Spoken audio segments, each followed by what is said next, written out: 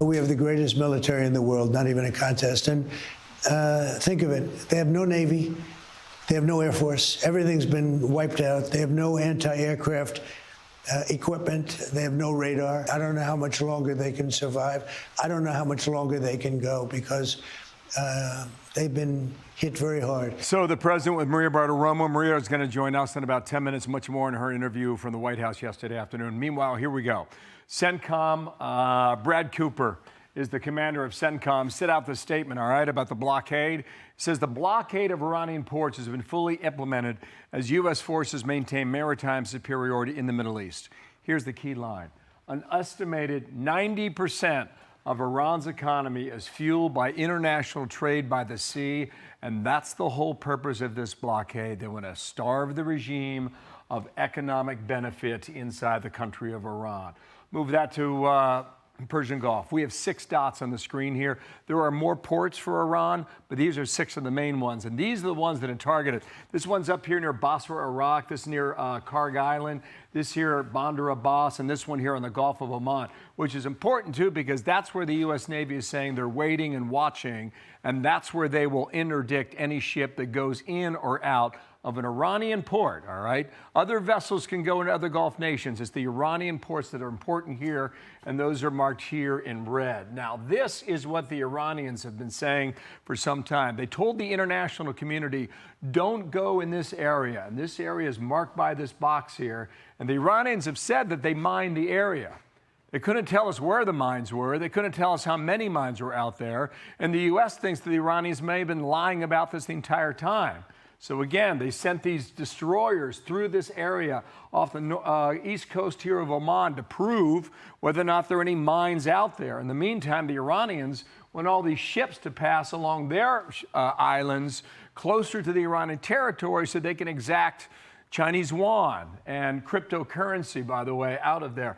Earlier today, just about 2 hours ago, there was a Curacao flag ship that did cross. It went through the Iranian island. Let me clear this and go back one. But it was bound apparently for Basra, Iraq. So technically, that would not be a violation of what the blockade has set up here, okay? Let me clear this and show you the assets in the area. They are substantial on the screen, big, big numbers. Swing on over here and we'll talk about that.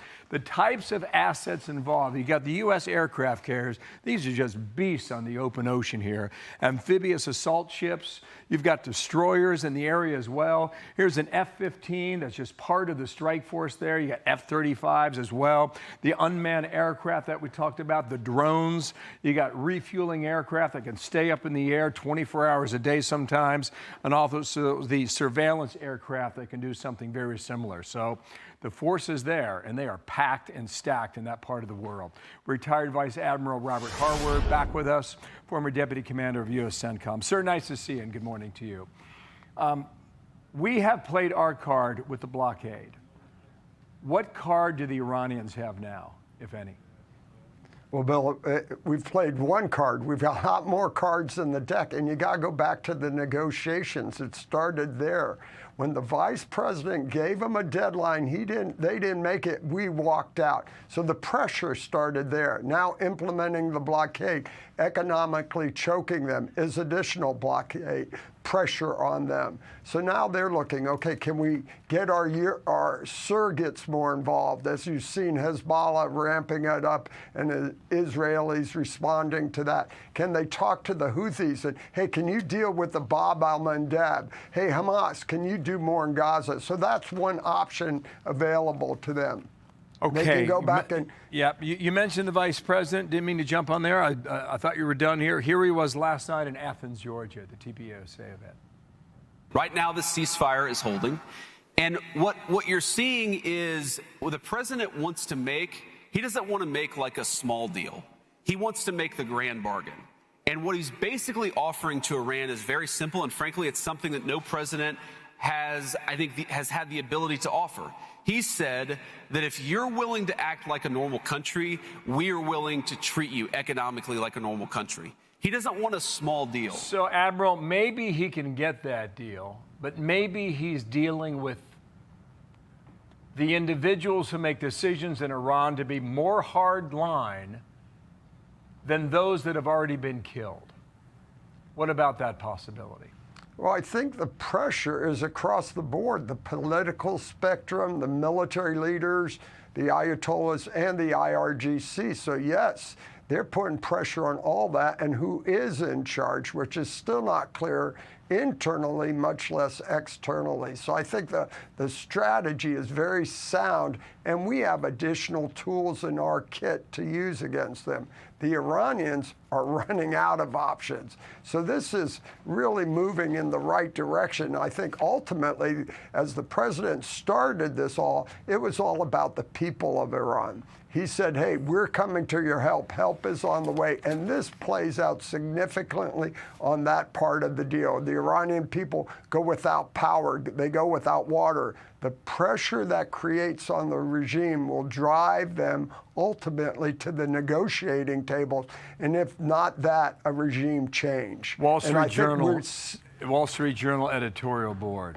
Iran's regime has tried to make this war all about economics. Now it's getting its wish. The economic damage to the regime is immediate, and the pain will grow the longer the blockade is sustained. You said we have additional tools here in that kit box, right? What would be number one on that list, Admiral? Well, you can tighten this even more significantly. As you're seeing traffic, there's still boats and stuff in the near Abadan, near Bandar Abbas. Maybe you extend the blockade down to that most tactical level. There will be no ships allowed in the ports to stay or even come and go. So you can close this blockade even tighter. And don't forget, we went ashore in Iran. We did a raid. Maybe you want to do a raid again somewhere in the country to illustrate to the people how vulnerable the IRGC is. So there's still a plethora of tools that if they need to increase the pressure and get the strategy implemented to bring them to the table to meet those end objectives, the president and his team have a lot of options on the table, and they're just going to continue to crank this up on the Iranian regime. The raid you're referring to was the rescue of that pilot, 10 days ago, I think, now on the calendar. Robert Harward, you're terrific. Thanks for coming back, Vice Admiral. Nice to see you. Thanks, Bill. Thank you. Be sure to like and subscribe for all the Fox News latest on YouTube and catch full shows streaming now on Fox One.